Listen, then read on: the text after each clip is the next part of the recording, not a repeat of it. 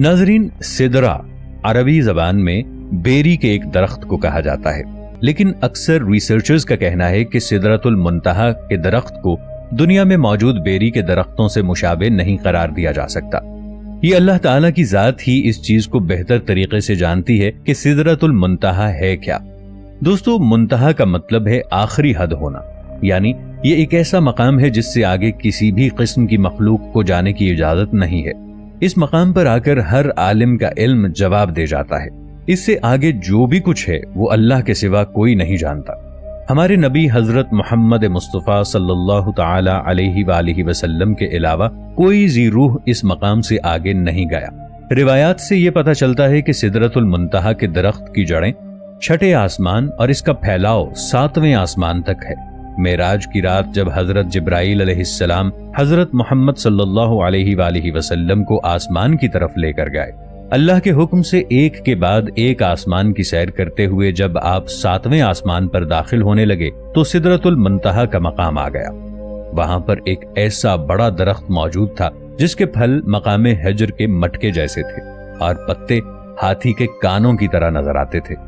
اصل میں حجر قوم عاد کی مملکت کا دارالسلطنت تھا، جہاں کی پتھروں اور پکی ہوئی مٹی کی مصنوعات بہت مشہور تھیں۔ 17ویں صدی میں شام، لبنان اور روم کے علاقوں میں ایک سدرہ نامی درخت پایا جاتا تھا۔ دنیا کی بدلتی ہوئی آب و ہوا اور موسمی تبدیلیوں کی وجہ سے 1937 میں اس درخت کی نسل ختم ہو گئی تھی۔ ماہرین نباتات نے اس درخت کی اونچائی 150 فٹ اور گولائی 40 فٹ لکھی ہے۔ اس درخت پر لگنے والا پھل بھی بالکل حجر کے مٹکوں جیسا تھا۔ اس تاریخی درخت کے جلال اور عظمت کو دیکھ کر انسان حیرت میں ڈوب جاتا ہے۔ یہ درخت اپنے دور کا ایک بہت خوبصورت اور عظیم درخت تھا۔ شاید اس حوالے سے بھی آپ نے سنا ہو کہ کیا زمین پر جو پانی ہے وہ سدرۃ المنتہا کی جڑوں سے آ رہا ہے۔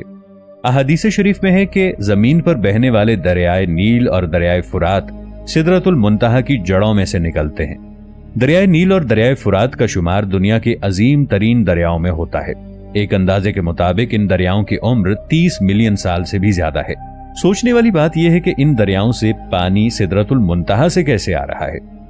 معراج کی رات جب آپ صلی اللہ علیہ وآلہ وسلم سدرۃ المنتہا کے مقام پر پہنچے تو انہوں نے دیکھا کہ اس درخت کی جڑ سے 4 نہریں نکل رہی ہیں۔ حضرت جبرائیل علیہ السلام سے پوچھنے پر حضرت جبرائیل علیہ السلام نے عرض کیا کہ 2 نہریں جنت المأوا میں جا رہی ہیں، جبکہ 2 نہریں زمین پر دریائے نیل اور دریائے فرات میں نکلتی ہیں۔ اب سوال یہ پیدا ہوتا ہے کہ یہ مقام کہاں واقع ہے؟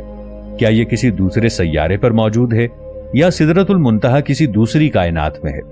یہ بات تو طے ہے کہ سدرۃ المنتہا اور زمین کے درمیان اربوں کھربوں سال کا فاصلہ ہے۔ سوچنے والی بات یہ ہے کہ زمین اور آسمان کے درمیان اتنا فاصلہ ہونے کے باوجود سدرۃ المنتہا کی جڑوں سے نکلتا ہوا پانی زمین تک کیسے پہنچ رہا ہے؟ سائنسدان ہمیشہ سے اس بات پر غور کرتے رہے ہیں کہ زمین پر پانی کی دریافت کیسے ہوئی، یا پھر یہ کہیے کہ اس کی ایجاد کیسے ہوئی، یا یہ کن کیمیائی عوامل سے بنا۔ سائنسدانوں کے مطابق زمین پر پانی کی ایجاد کیمیائی عوامل کے ذریعے ہوئی تھی۔ جدید ریسرچرز کے مطابق زمین پر پانی کسی دوسرے سیارے سے آیا ہے۔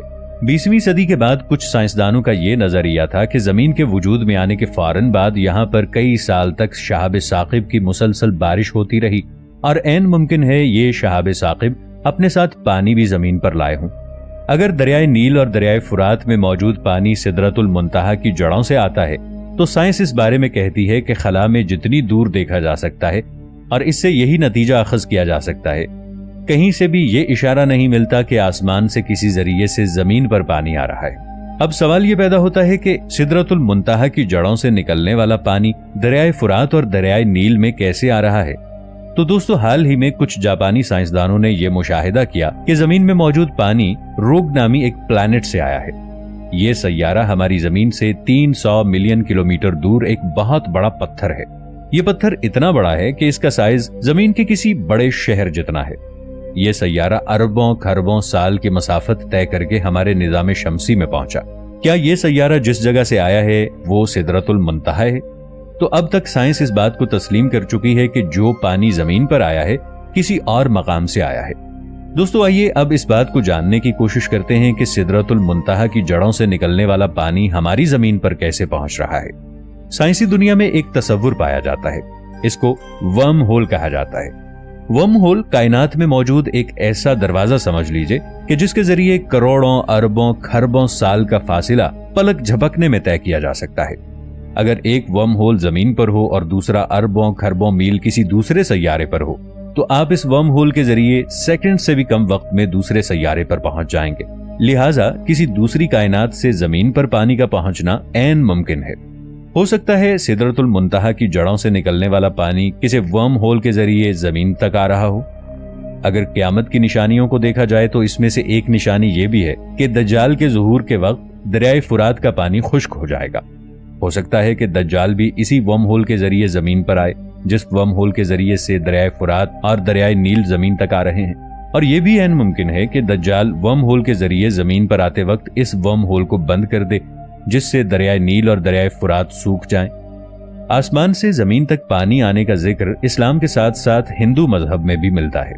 हिंदुओं की मुकद्दस किताब वेदा में जिक्र है कि उनकी कुतुब में यह रिवायत है कि आसमान पर मुकद्दस पानी या तालाब के लिए देवताओं और बदी के दरमियान लड़ाई हुई थी।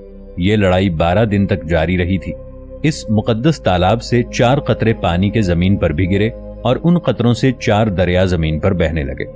अगर हिंदुओं की इस रिवायत को इस्लामी नुक्ता नजर से देखा जाए तो पता चलता है कि बहुत पहले फरिश्तों और जिन्नात के माबैन लड़ाई हुई थी। इसकी वजह यह थी कि जिन्नात आसमानों पर जाकर बहुत ज्यादा शरारत किया करते थे। जिन्नात की इन शरारतों से तंग आकर हजरत इजराइल अलैहिस्सलाम और उनके मातहतों ने जिन्नात पर हमला कर दिया। ऐन मुमकिन है कि इस लड़ाई के दौरान वर्म होल बन गया हो और पानी इसी वर्म होल के जरिए जमीन पर आ रहा हो। इस सारे अमल को अल्लाह ताला ने कुरान पाक में यूं इरशाद फरमाया है, हम ही ने आसमान से एक अंदाजे के मुताबिक पानी नाजिल किया और फिर इसको जमीन पर ठहरा दिया और हम भी इसके नाबूद कर देने पर कादिर हैं। एक मुसलमान होने की हैसियत से हम सब ये बात जानते हैं कि अल्लाह ताला ने हजरत मोहम्मद सल्लल्लाहु अलैहि वसल्लम को मेराज की रात आसमान पर बुलाया था। सबसे पहले वहां आपने तमाम अंबिया किराम को बैतुल मक़दिस में नमाज पढ़ाई, फिर आप बुर्राक में सवार हुए और तमाम आसमानी रास्तों को पार करते हुए 7वें आसमान से होते हुए आप अल्लाह ताला के अर्श तक पहुंच गए। जन्नत और जहन्नम को देखा, फिर तमाम अंबिया किराम से मुलाकात की। इन तमाम मराहिल को तय करते हुए आपको 1 मिनट का वक्त भी नहीं लगा, गोया वक्त आपके लिए थम गया था।